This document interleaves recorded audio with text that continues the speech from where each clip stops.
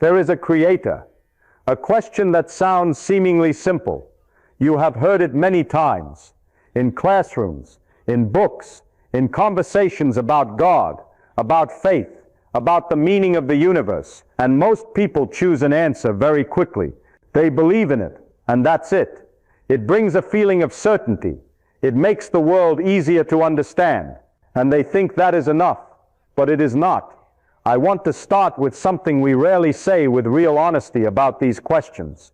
Since the time of Plato more than 2,400 years ago, humans have wondered about the existence of God, and I do not think these are naive or outdated questions, but perhaps the deepest questions we can ask.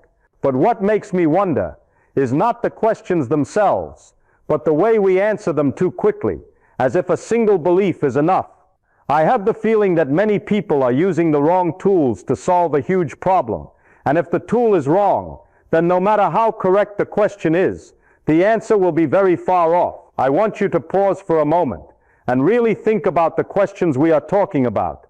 Not skim over them as familiar ones, but truly confront them. Does this universe have a beginning, or has it existed before anyone could perceive it? Is there some entity behind the Big Bang, about 13.8 billion years ago? Or is everything just the result of physical laws operating naturally? Is there a purpose programmed into the structure of reality? Or are we just searching for meaning in a system that was never designed for that? Albert Einstein once asked whether God plays dice with the universe. And just the fact that someone like him asked that question is enough to show that these are not simple issues. These are not small questions, and I do not think we should take them lightly or resolve them with quick answers just because they bring a comfortable feeling. If someone tells you that these questions already have clear answers, I think they have not truly looked into the depth of the problem. But what interests me more is the way we approach these questions, because the issue is not that we ask wrong, but that we are using the wrong method to answer. Roger Penrose once suggested that reality may be deeper than what current physics can describe, and that does not make the question easier, but on the contrary, makes it much more complex and interesting. So what I want to do here is not to argue who is right or wrong, but to explore together with you how we should approach these questions so that we do not deceive ourselves. I think we need to start from a very basic point, but also a point that most people often overlook or misunderstand, which is what science really is. Many people think science is a set of certain answers, something like a finished book where everything has been clearly explained and there is nothing left to doubt. But that is completely wrong. Science, as I understand it and as it has developed throughout history, is not a list of answers, but a method, an approach, a set of tools for us to test what is likely true about reality. And what is important here is the word test, because if you do not test, then you do not really know, you are just believing. This method did not appear randomly. It was built step by step from the time of Galileo Galilei in the 17th century, when he began to question how we understand motion and observe astronomy, and then developed through many generations of scientists like Isaac Newton with the laws of motion, up to more modern ones. What they did was not to offer new beliefs, but to build a way to test beliefs. The first principle of this method is very simple, but also very strict.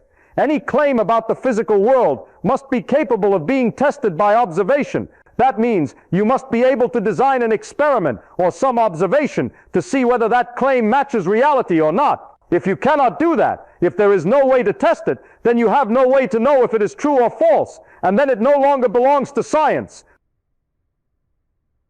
The second principle is repeatability, meaning if a phenomenon is real, then it does not just happen to you, but others elsewhere, under the same conditions, must also be able to observe it. This is very important, because if a phenomenon only happens once, or only to one person, then we cannot distinguish whether it is a feature of reality or just an error in observation. The third principle, and perhaps the most important one, philosophically, is falsifiability, an idea emphasized by Karl Popper in 1934. A scientific theory must be capable of being wrong, because if there is no condition under which it can be proven wrong, then there is also no condition under which it can be proven right. If you build a system in which every result can be explained in any way, then you are no longer testing reality. You are just protecting your belief. In addition, science also relies on a very practical principle called Occam's razor, often associated with William of Ockham from the 14th century, which says that when there are multiple explanations that fit the data equally, we should prefer the simpler explanation. This is not because simple is definitely correct, but because the fewer assumptions, the easier it is for us to test, and the less likely we are to deceive ourselves. And all these principles exist for a very simple reason. The human brain is not as reliable as we think. We tend to see patterns where there are none. We tend to believe in things that make us feel comfortable, and we tend to ignore information that contradicts our existing beliefs. The studies of Daniel Kahneman, especially summarized in his 2011 book, have shown that humans are dominated by many cognitive biases, among which confirmation bias stands out, where we actively seek information that supports our views and ignore information that refutes them. This means that without a structured method like science, we very easily believe in things that sound right, rather than things that are actually true. I want to clarify one thing right from the start, because if I do not say this clearly, everything that follows can easily be misunderstood. I have no intention of attacking anyone's belief, nor do I try to take away what they believe in. What I am doing is much simpler, but also much harder to accept. I am simply applying the same standard to every claim about reality, regardless of whether that claim comes from science, philosophy, or religion.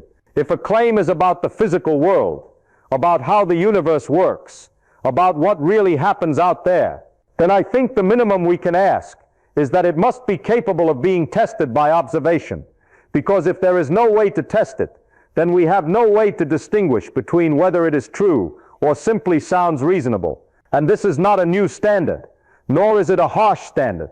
This is exactly the standard we have used to build all our understanding of the world, from understanding how electricity works, to developing medicines, to cure diseases. If a claim cannot be proven wrong, if there is no situation in which we can say, this is not true, then scientifically, it does not really say anything about reality, because it does not allow us to test itself. I do not ask religion to follow a higher standard than science.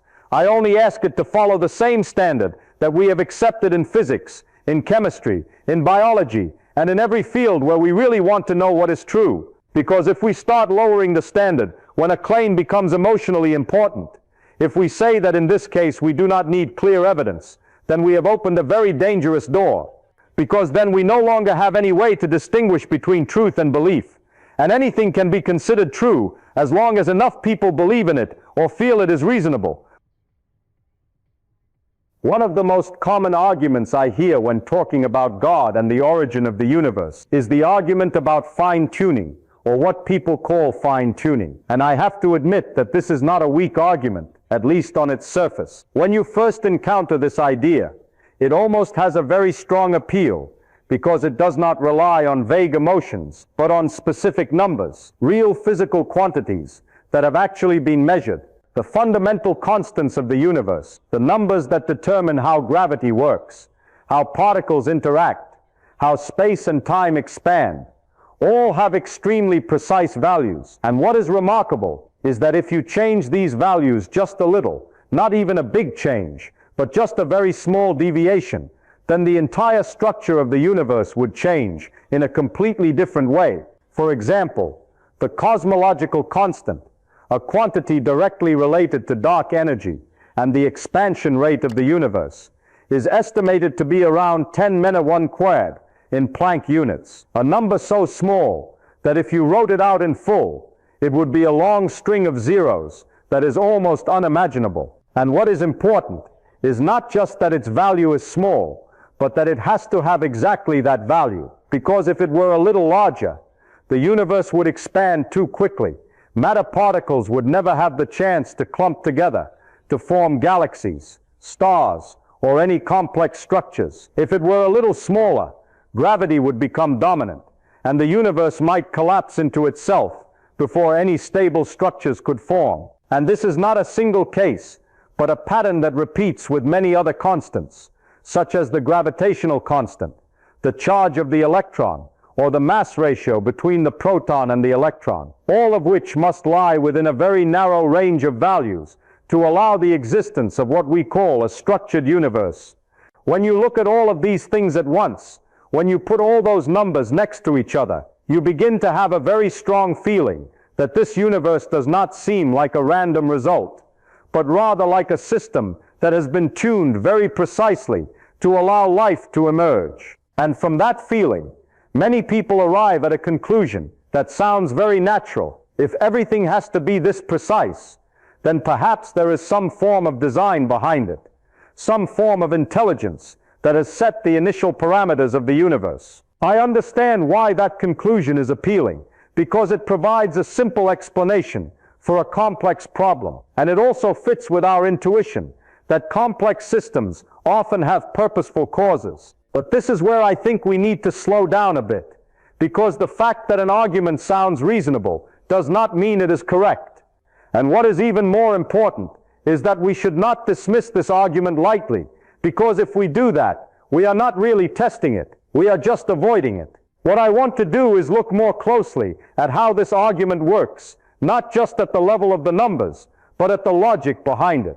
Because when you start separating the data from the interpretation of the data, you will realize that there is a very large gap between saying these constants have very special values and concluding that therefore they must have been designed. That gap is not small, and it is precisely within that gap that I think there is an issue we need to examine more carefully. Because if we do not do that, we may confuse a convincing feeling with a truly solid argument. Imagine you are holding a deck of 52 cards. You shuffle it thoroughly, completely randomly, with no rules at all. Then you spread the cards out on the table and look at the order you just created. Now think about this. The probability of getting exactly that order, card by card, from the first to the last, is about 1 in 10, 6 to 8, a number so small that if you wrote it out, it is almost no different from 0 in our intuition. If you look at that number in isolation, without context, you might say that this is almost impossible to happen. But it did happen, right in front of you, just because you shuffled the cards. And what is important here is that any order you get has exactly the same tiny probability. No order is more special than any other. When you look from before the shuffle, but after it happens, we tend to look back and think that this order is really special, just because it is the order we are seeing. And this is exactly where the mistake begins to appear. We tend to assign meaning to a result, just because it is specific, just because it happened, and we forget that in a system with so many possibilities, some specific result always has to occur. This in logic is called the fallacy of the single outcome, where we confuse the fact that a rare outcome occurs with the idea that it needs a special cause to explain it. We are mixing two completely different concepts, rare and purposeful. An event can be extremely rare if you look at it as one specific result among countless possibilities, but that does not mean it needs a designer to happen. For example, if you buy a lottery ticket and win the jackpot, the probability of that can be 1 in tens of millions. But that does not mean someone arranged it specifically for you to win.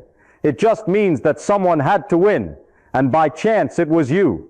When we apply this way of thinking to the universe, we begin to see the problem more clearly. We look at the physical constants and say that they have extremely precise values. The probability of them having this value is very small, and from there we jump to the conclusion that therefore they must have been designed. But what we are doing here is looking backward from a result that has already occurred and assigning it a level of specialness that it does not really have in the original context. Every specific configuration of the physical constants, if you look at it as a single point in a very large possibility space, will have an extremely small probability. But that does not mean the configuration we are seeing needs a purposeful cause. It just means that is the configuration that occurred. And if you change the way you look at it, if you think that there could exist many different configurations, each with their own laws, then the fact that we are in a configuration that allows life is no longer strange, but only the necessary condition for us to be here to observe it. So when we say that this universe is too precise to be random, we need to be careful, because that feeling is not an argument. It is a reaction of the brain when faced with numbers. It is not used to handling.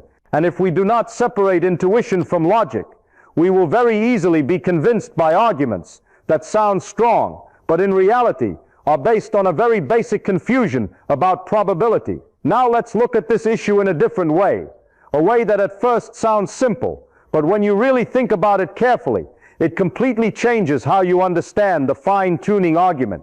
And that is what is called the anthropic principle. The core idea of this principle is very straightforward. We can only observe a universe that allows us to exist.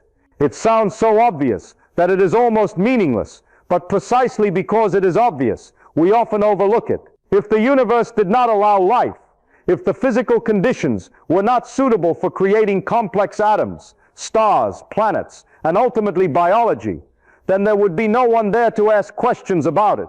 No observer, no question, no surprise. This is like a fish born and living its entire life in water. It does not stop to wonder why water exists around it, because if there were no water, it would not exist to ask that question in the first place. And what we are doing when we look at the universe and say it seems designed for life is that we are forgetting that we can only stand in this position, in a universe of this kind, to make that observation. We are looking at the universe from inside the very conditions that allow us to exist, and that creates a very strong form of observational bias that we often do not realize.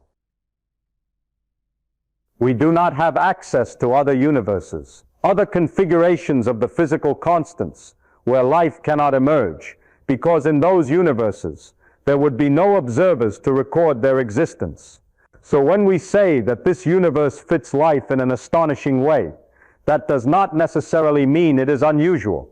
It simply reflects the fact that we are observing from a very specific position in a much larger possibility space. This is exactly the point where the anthropic principle becomes important, because it reminds us that not every observation is neutral. Some observations are constrained by the very existence conditions of the observer himself.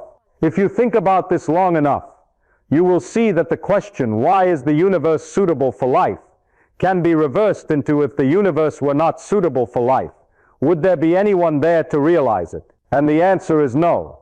So the fact that we find ourselves in a universe with suitable conditions is not evidence for design, but rather a necessary condition for us to be here and ask the question. This does not explain the whole problem. It does not tell us why the constants have the values they do, but it weakens an important step in the argument that their existence necessarily requires a purposeful cause.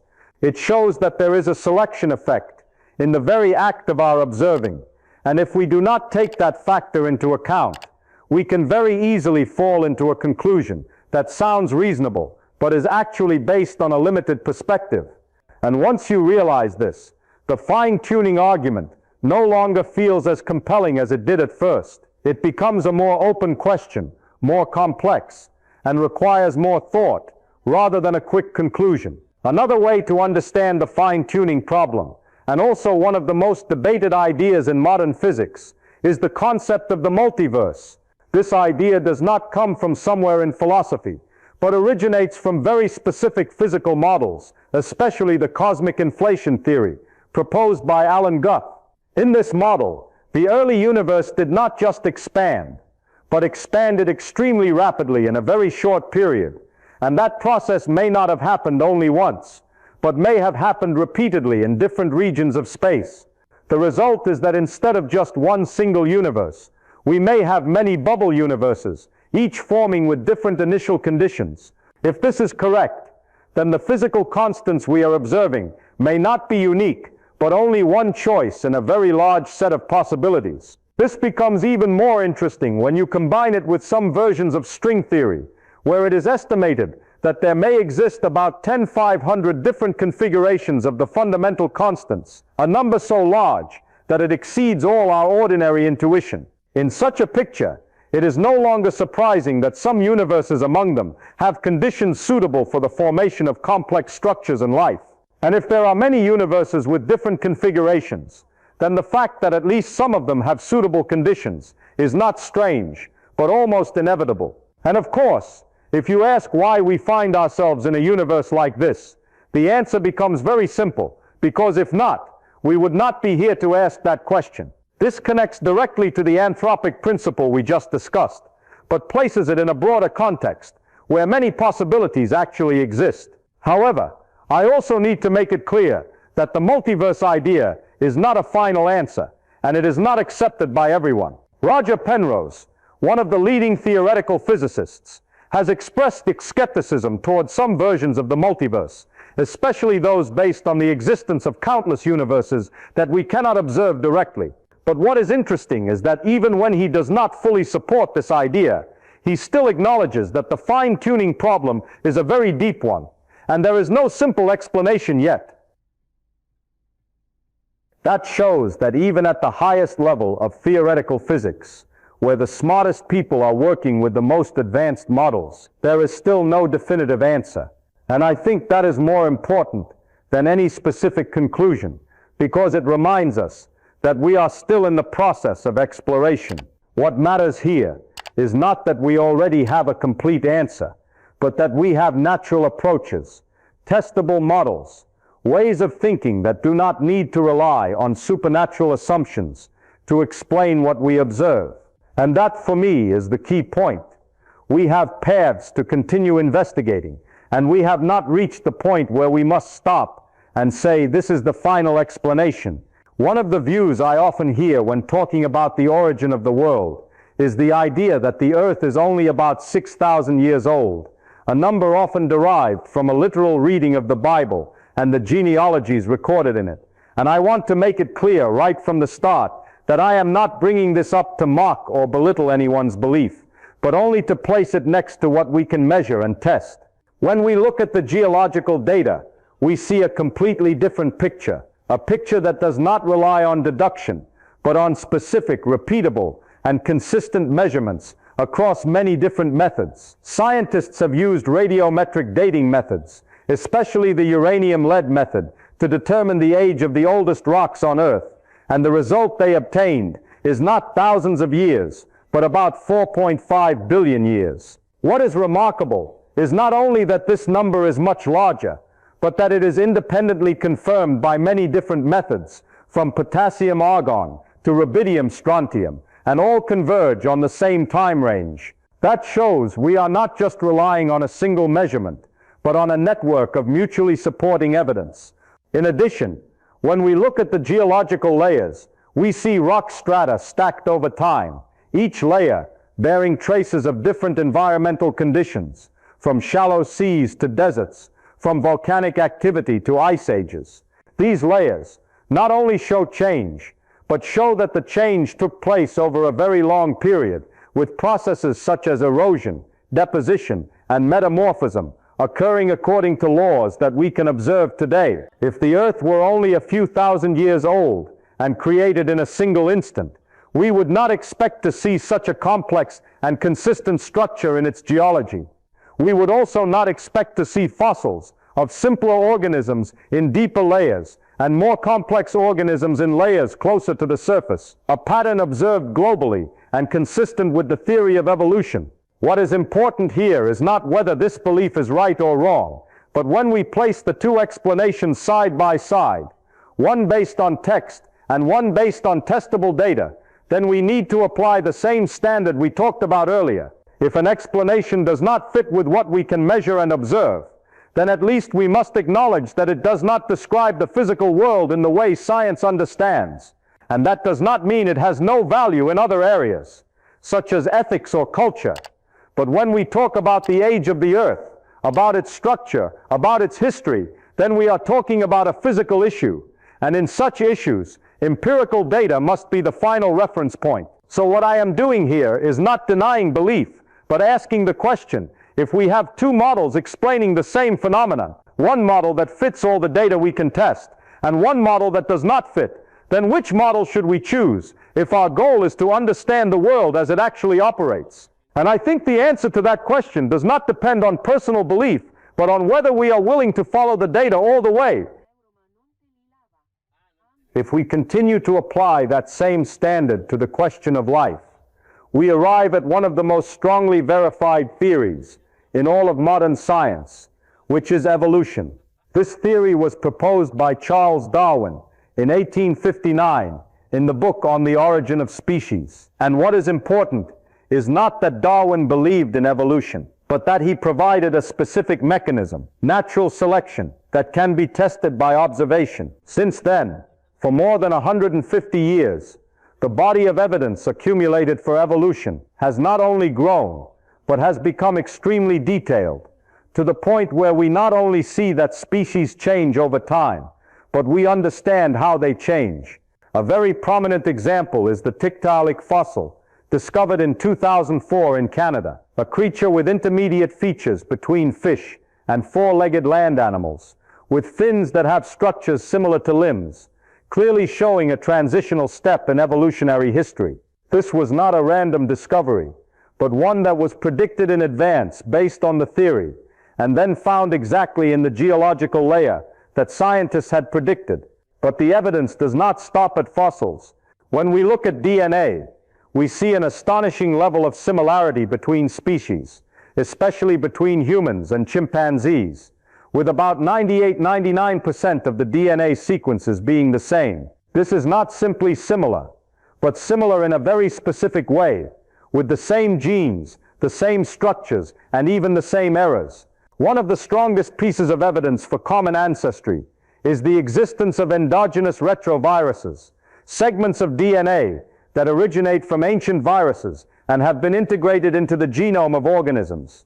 These segments appear in the same positions in the genomes of many different species, something that would be almost impossible if the species were created independently, but makes complete sense if they share common ancestors.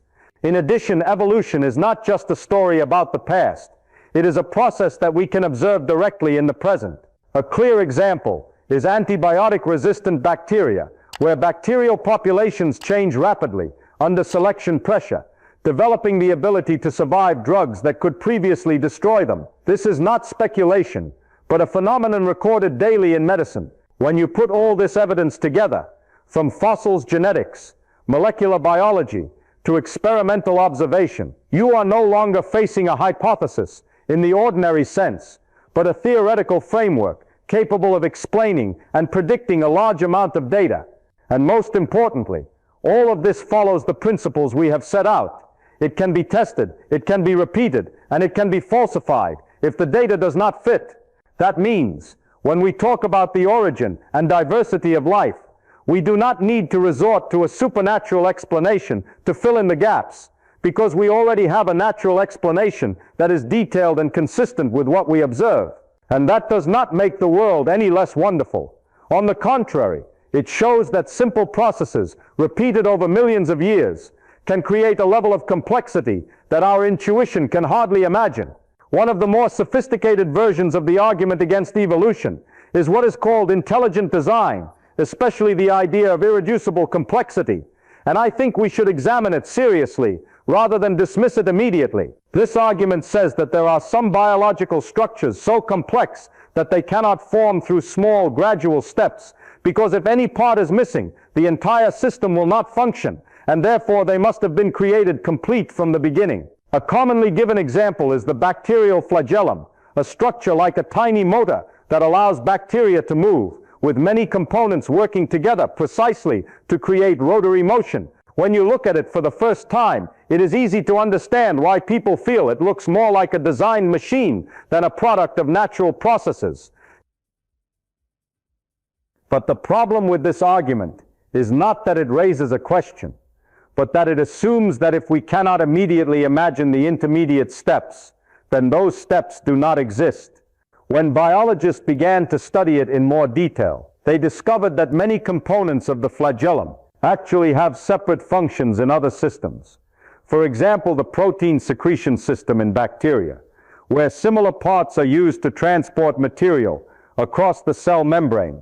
This shows that complex structures can be built gradually from existing components, with each step still having a function, and then reused in new contexts. In other words, evolution does not need to create a complete system all at once.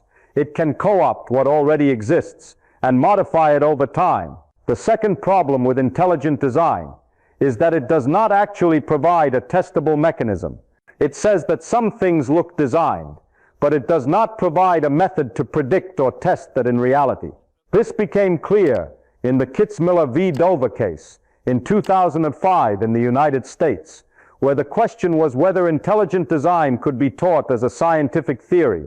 After reviewing the evidence and expert testimony, the court concluded that intelligent design is not science, not because it is wrong in a philosophical sense, but because it does not meet the basic criteria of science, especially testability and falsifiability. It does not rely on repeatable experiments. It does not make specific testable predictions. And most importantly, it has no way to be proven wrong. And this is the key point. If an idea cannot be tested with data, then it does not help us understand more about how the physical world works. That does not mean it is meaningless in every context, but it does not belong in the realm of science. So when we place intelligent design next to evolution, we are not just comparing two beliefs, but comparing a theoretical framework capable of explaining and predicting with an idea that has no clear testable mechanism. And if our goal is to understand reality using the most reliable tools we have, then that difference becomes very important. If you step back and look at the history of how humans have explained the world, you will begin to see a very clear pattern, a pattern that repeats so consistently that it can hardly be considered random.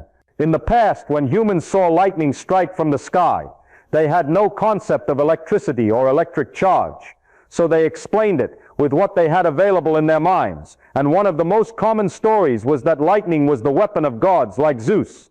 That was not because they lacked intelligence, but because they lacked data and methods to test what they observed. But as science developed, when we began to understand electricity, electric charge, and atmospheric discharge, the phenomenon that was once attributed to divinity became a physical process that could be measured, predicted, and even recreated in the laboratory. And what is interesting is that this transition did not happen only once. Throughout history, when humans faced phenomena they did not understand, they often assigned them supernatural causes, and then, as knowledge developed, those causes were gradually replaced by natural explanations. Disease is another classic example. For many centuries, people believed that illness was caused by demons, evil spirits, or some form of supernatural punishment. But in the 1860s, Louis Pasteur and others developed the germ theory, showing that disease could be caused by microorganisms that we can observe under the microscope. Once again, a phenomenon once explained by supernatural factors was replaced by a natural mechanism that could be tested and confirmed. When you look at many such examples, from the motion of the planets to the origin of earthquakes, you begin to see a consistent trend. Natural explanations gradually replace supernatural explanations as we gain more data and better methods. And what is most remarkable is not that this has happened many times, but that it always happens in the same direction. We have no cases in which a phenomenon initially explained by a natural mechanism was later replaced by a supernatural cause when more evidence appeared. The pattern always goes in one direction, from ignorance to supernatural assumption to natural explanation. And this raises a very important question.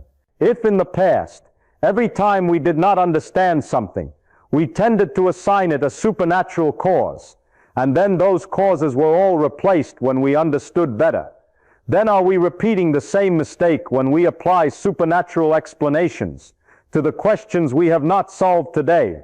This does not prove that every current question will have a natural explanation, but it shows a very strong historical pattern that we cannot ignore.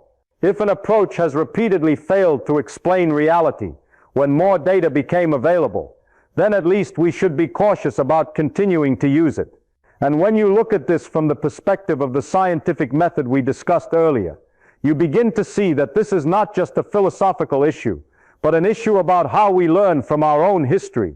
One of the most common logical mistakes I see repeating in many debates about God is what people often call God of the gaps, or more simply, using the gaps in our knowledge as evidence for a supernatural explanation. This line of argument sounds very reasonable on the surface.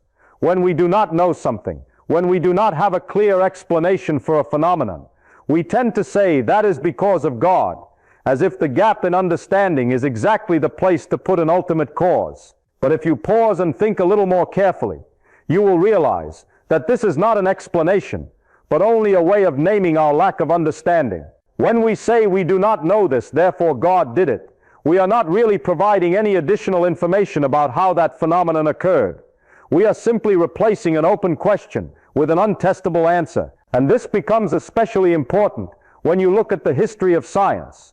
In the past, many phenomena that were once considered unexplainable mysteries, from lightning strikes, diseases, the motion of the planets, to the origin of life, were all once attributed to supernatural causes. But over time, as we developed better observation tools, more precise theories, and more reliable testing methods, those gaps were gradually filled with natural explanations. This did not happen once, but happened repeatedly, enough for us to recognize a pattern. Every time we say we do not know, therefore it is supernatural, we are placing an explanation in a position that history shows is often only temporary. And when that gap is filled, the supernatural explanation is no longer necessary. So the problem with God of the gaps is not only that it does not provide a testable mechanism, but also that it places belief in the places where we have the least information. It turns lack of understanding into evidence, while in reality, lack of understanding is simply a sign that we do not yet have an answer. And if we treat not knowing as evidence for a specific explanation, then we are doing something very dangerous. We are closing off the possibility of learning more, because if you already have an answer that you consider final, you will no longer have the motivation to keep asking questions. And that is exactly what science tries to avoid. Science does not treat not knowing as a failure, but as a starting point. It says we do not know yet, so let's keep investigating, rather than we do not know, so let's stop. So when we face big questions that currently do not have clear explanations, such as the initial origin of the universe, or the nature of consciousness, I think the most honest thing we can say is not that is God, but we do not know yet. And that does not diminish the value of the question. On the contrary, it keeps the question open, allowing us to continue exploring without limiting ourselves with hasty conclusions. One of the most common logical mistakes I see repeating in many debates about God is what people often call God of the gaps, or more simply, using the gaps in our knowledge as evidence for a supernatural explanation. This line of argument sounds very reasonable on the surface. When we do not know something, when we do not have a clear explanation for a phenomenon, we tend to say that is because of God, as if the gap in understanding is exactly the place to put an ultimate cause. But if you pause and think a little more carefully, you will realize that this is not an explanation, but only a way of naming our lack of understanding. When we say, we do not know this, therefore God did it, we are not really providing any additional information about how that phenomenon occurred. We are simply replacing an open question with an untestable answer. And this becomes especially important when you look at the history of science. In the past, many phenomena that were once considered unexplainable mysteries, from lightning strikes, diseases, the motion of the planets, to the origin of life, were all once attributed to supernatural causes. But over time, as we developed better observation tools, more precise theories, and more reliable testing methods, those gaps were gradually filled with natural explanations. This did not happen once, but happened repeatedly, enough for us to recognize a pattern. Every time we say we do not know, therefore it is supernatural, we are placing an explanation in a position that history shows is often only temporary. And when that gap is filled, the supernatural explanation is no longer necessary. So the problem with God of the gaps is not only that it does not provide a testable mechanism, but also that it places belief in the places where we have the least information. It turns lack of understanding into evidence, while in reality, lack of understanding is simply a sign that we do not yet have an answer. And if we treat not knowing as evidence for a specific explanation, then we are doing something very dangerous. We are closing off the possibility of learning more. Because if you already have an answer that you consider final, you will no longer have the motivation to keep asking questions. And that is exactly what science tries to avoid. Science does not treat not knowing as a failure, but as a starting point. It says we do not know yet, so let's keep investigating, rather than we do not know, so let's stop. So when we face big questions that currently do not have clear explanations, such as the initial origin of the universe or the nature of consciousness, I think the most honest thing we can say is not that is God, but we do not know yet. And that does not diminish the value of the question. On the contrary, it keeps the question open, allowing us to continue exploring without limiting ourselves with hasty conclusions. When we say that science does not yet know what happened at the earliest moments of the universe, that does not mean no one is trying to answer that question, but on the contrary, it is one of the most active areas of research in modern physics. Many different models have been proposed to describe what might have happened under those extreme conditions where current theories begin to reach their limits. One of the prominent ideas is the no-boundary model proposed by Stephen Hawking and James Hartle, in which they suggest that the universe may not have a beginning point in the ordinary sense of time. In this model, if you go back into the past, you do not reach a clear starting point, but time gradually turns into a different form, similar to the way the surface of the Earth has no starting point at the South Pole, but is simply a point where directions converge. This is a very difficult idea to visualize, but it shows that the concept of before the Big Bang may not mean what we think. Another approach comes from Alexander Vilenkin, who proposed that the universe could emerge from a quantum state through a process similar to quantum tunneling, where a system can transition from a nothing state in the physical sense to a state with structure without needing a classical cause. This does not mean nothing in the philosophical sense, but a state described by quantum laws, where the concepts of space and time as we understand them do not yet exist. Both of these approaches are very abstract and still highly controversial, and what is important is that they are not yet complete theories that have been fully verified by experiment. But that does not make them meaningless, because they are built on physical principles that have been tested, and they attempt to extend those principles into new conditions. This is how science always moves forward, not by declaring that we already have the final answer, but by proposing testable models, comparing them with data, and adjusting or discarding them when necessary. And what I find important here is not which model is correct, but that we have natural, structured approaches to continue exploring the questions we cannot yet answer. That shows that we are not at the end of knowledge, but in the middle of a process. And when you look at this from a broader perspective, you will see that the gaps in our understanding are not a wall, but a frontier, a place where science is advancing. And if we have learned anything from history, it is that such frontiers usually move over time, when what was once considered impossible to understand becomes part of common knowledge. So instead of treating unanswered questions as a reason to stop, I think we should see them as an invitation to continue, because it is precisely at the points where we do not yet understand that science has the greatest opportunity to develop. At this point, I think it is necessary to make my position clear, because otherwise a familiar misunderstanding can easily occur, that if you question religious arguments, then you are certainly affirming the opposite. I do not claim to be an atheist in the strong sense, that is, someone who asserts that there is no God, because for me, that is also a form of statement about reality, and any such statement requires corresponding evidence. Atheism, in its absolute affirmative form, is not just not believing, but saying that there is no existence, and I do not think we have enough data to reach such a definitive conclusion. If I have spent all this time talking about the need for evidence, the need for testability, the need for consistent standards, then I must also apply that to my own view. So if you ask me whether I believe or do not believe, the most honest answer I can give is I do not know. And that is not an evasion, but an acknowledgement of the limits of current knowledge.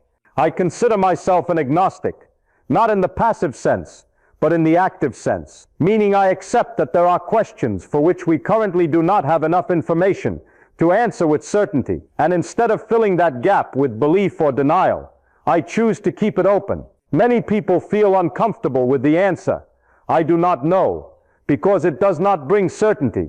It does not end the story, and it forces you to live with a certain level of uncertainty. But if you think about how science works, you will see that this very uncertainty is the driver of discovery. When you say, I know, you stop. You no longer search. But when you say, I do not know, you keep the question alive. You keep the possibility of learning, continuing to exist. And what is important is that I do not know is not the end point, but the starting point of a process. It is a more honest position because it accurately reflects the state of the evidence we have, rather than going beyond it. It also avoids a problem we have seen before, which is turning lack of understanding into a conclusion. If I say there is no God, just because I do not see evidence, I am making a similar mistake to saying there is a God, just because I have no other explanation. In both cases, I am going further than what the data allows. So my position is not a statement about what reality is, but a commitment to how I will approach that question. I will demand evidence. I will apply the same standard I apply to everything else, and I will be willing to change my view if the data changes. That means I do not close the door on any possibility, but I also do not accept any possibility without sufficiently strong reason. And perhaps most important is that I accept that not having a final answer does not make the question any less valuable. On the contrary, it makes it more worth pursuing, because it is precisely in that uncertainty that we have the opportunity to understand the world we live in more deeply. One of the biggest concerns I often hear is that if there is no God, then this life will become meaningless, as if meaning must come from an external source, something given to us from above. I understand that feeling because it provides a clear structure, a complete story about why we are here. But let us pause for a moment and look at what we actually know about this universe. When science observes space, we discover that the observable universe has a diameter of about 93 billion light years, containing hundreds of billions of galaxies, and each galaxy contains hundreds of billions of stars. These numbers are not just large, they far exceed ordinary human intuition. And what is remarkable is not only the scale, but the fact that all those enormous structures, from galaxy clusters to the smallest atoms in your body, all obey the same set of physical laws. When you truly pause and think about that, not as a dry number, but as a reality happening around you, it creates a sense of awe that I think does not need any additional supernatural element to become profound. The idea that meaning must come from an external source assumes that if no one assigns meaning to life, then it cannot have value. But that is not necessarily true. Meaning can come from the very way we experience and understand the world, from realizing that we are part of a much larger process, a process that has been unfolding for billions of years and is still continuing. When you learn about how atoms form in the cores of stars, about how heavy elements are created in supernova explosions, and about how those elements become part of this planet and ultimately your body, you begin to see that your story is not separate from the story of the universe, but is a part of it. And for me, that does not make life meaningless. On the contrary, it makes it more profound, because it does not depend on a simple explanation, but opens up a much larger picture. Meaning, in this view, is not something given to you, but something you build through understanding, experiencing, and interacting with reality. It can come from curiosity, from asking questions, from discovering things you did not know before, and from realizing that even the smallest things in daily life are the result of extremely complex physical processes. And perhaps most important is that meaning does not need to be absolute or eternal to have value. It can be temporary, personal, changing over time, and still meaningful to the person experiencing it. When you accept that you do not need a final answer to live a meaningful life, you free yourself from the need to have a complete explanation, and you open up the possibility of finding value in the very process of inquiry. And for me, that is a form of meaning that does not depend on belief, but is built from honesty with what we know and openness to what we do not yet know. One of the points where I think we can approach very concretely, without abstract philosophy, is the issue of prayer, because this is not only a belief, but often comes with a clear statement about the real world. When someone says that prayer can heal disease, can change outcomes, or can influence reality in some way, then it is no longer just a personal experience, but becomes a testable claim. And if a claim is testable, then according to the standard we set from the beginning, we should test it. What is interesting is that this has actually been done. One of the largest studies on this issue is the STEP study, published in 2006. Short for Study of the Therapeutic Effects of Intercessory Prayer. In this study, heart surgery patients were divided into several groups, including a group that received remote prayer and a group that did not. And the important thing is that the experiment was designed so that neither the patients nor the doctors knew who was in which group, in order to eliminate the influence of expectation and psychology. The results obtained were quite clear. There was no significant difference in recovery outcomes between the group that received prayer and the group that did not. Even in some cases, the group that knew they were being prayed for had slightly worse outcomes, possibly due to psychological pressure. Now, this does not mean that prayer is useless in every sense, because prayer can bring comfort, reduce stress, or create a sense of connection, and those factors can have real value for the person experiencing them. But if we are talking about a specific claim that prayer can create objective changes in the physical world, such as improving medical outcomes in a measurable way, then the current evidence does not support that. And this is the important point. We need to distinguish between subjective value and objective claims. An experience can be meaningful to an individual without needing to be correct in terms of physical mechanism. But if we move from "this helps me feel better" to "this changes reality in a specific way," then we have stepped into the realm where evidence becomes necessary. And if evidence does not appear, then the most honest thing we can say is not to deny it completely, but to acknowledge that at present we do not have a basis to affirm it. This goes back to the original principle. If a claim can be tested, then it must accept the result of the test. And if the result does not match expectations, then we need to adjust our belief rather than adjust the testing standard. That does not take away the personal value of prayer for some people, but it helps us keep a clear boundary between what we feel and what we can prove about the world. At this point, you might think that if we have explained so many things with science, then eventually everything will be explained. But I think it is more honest to acknowledge that there are still very big questions that we do not understand, and perhaps the deepest among them is consciousness. Why is there subjective experience? Why is there the feeling of "I am here"?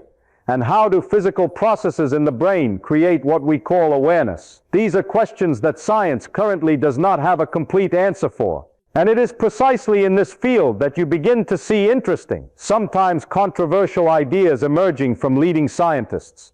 Roger Penrose, together with Stuart Hameroff, has proposed that consciousness may be related to quantum processes occurring in the microscopic structures of the brain, a hypothesis called OR.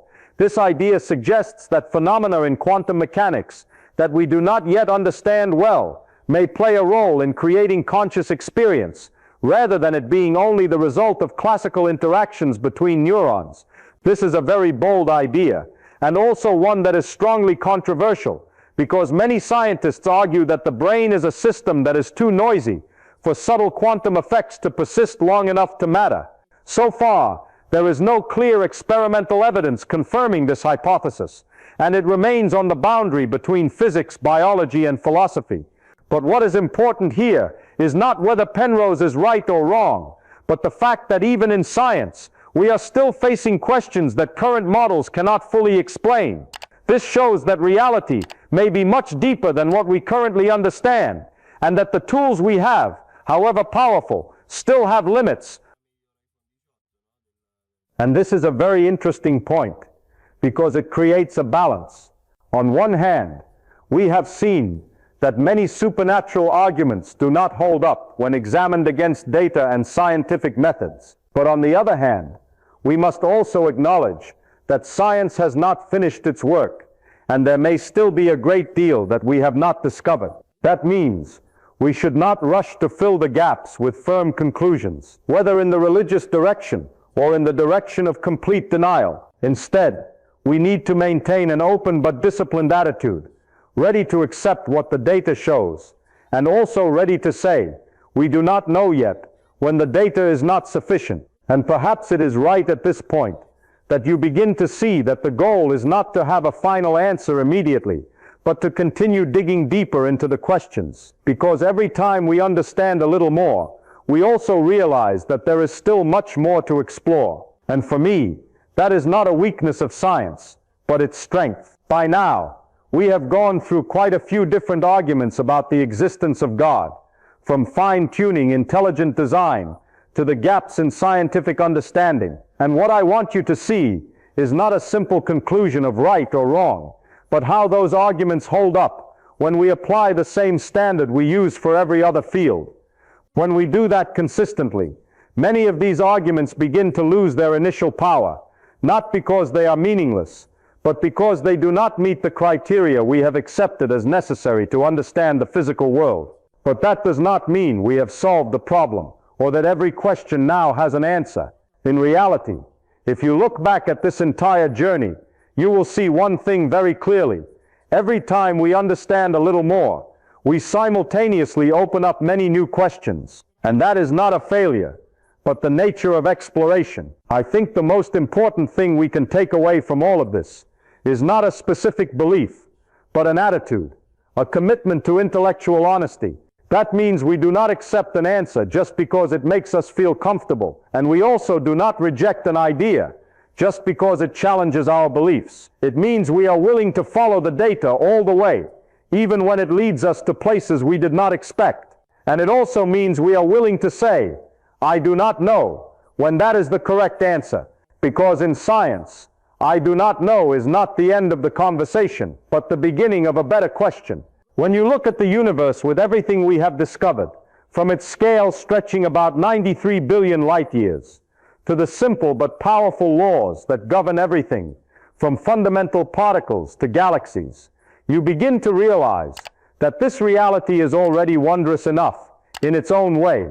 It does not need any additional layer of supernatural explanation to be astonishing, because what we can observe and understand already far exceeds what our intuition can imagine. And what is interesting is that the more we understand, that sense of awe does not diminish. On the contrary, it grows, because you begin to see the connections between things that previously seemed separate. You see that the atoms in your body were once formed in the cores of stars, that the energy you use every day originates from the sun, and that everything you experience is part of a much larger system.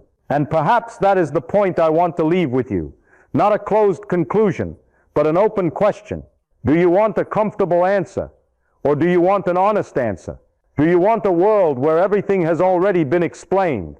Or a world where there is still more to discover? Because those two choices are not always the same. And if there is one thing science teaches us, it is that asking questions is no less important, if not more important, than having answers.